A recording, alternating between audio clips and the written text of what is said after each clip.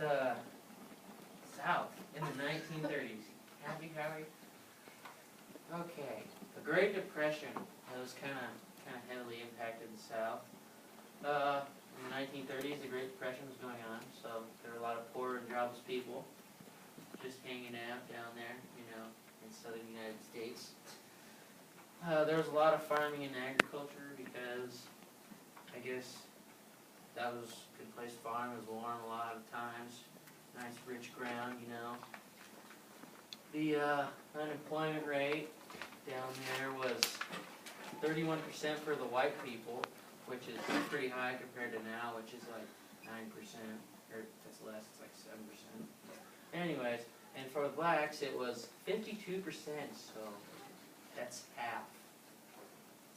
And the whites made a petition to have blacks fired from all their jobs, so you know they could have more of their jobs and stuff. The black people who lived in the city lost most of their jobs because, you know, everybody hated black people back The then. Jim Crow laws. The Jim Crow laws made discrimination almost perfectly legal. Slavery wasn't around in that time, but it was mainly implied that blacks weren't welcome. They treated African Americans like low-life, worthless people.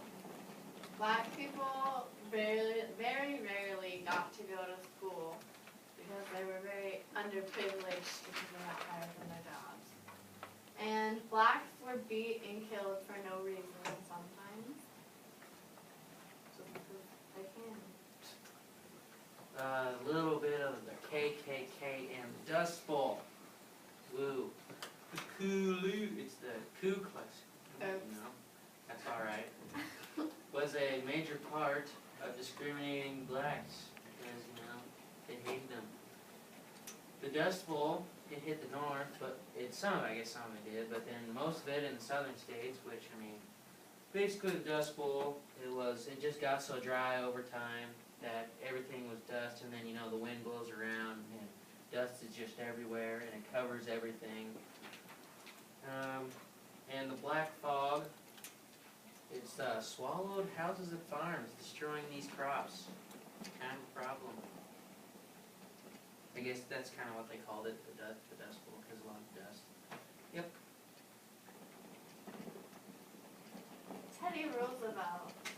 As president, he changed the voting patterns, and he allowed blacks into the White House so they could, he hired some of them, but then others got to, come in and just look at it. And they were very excited, for they have never experienced, kind people, nobody was ever really nice to them. And this was before the 1930s, so the race democracy type thing changed within, 20 years, because this was in, 1910-ish. Okay, so Franklin Roosevelt, he was the president during the 1930s, for the most part anyways.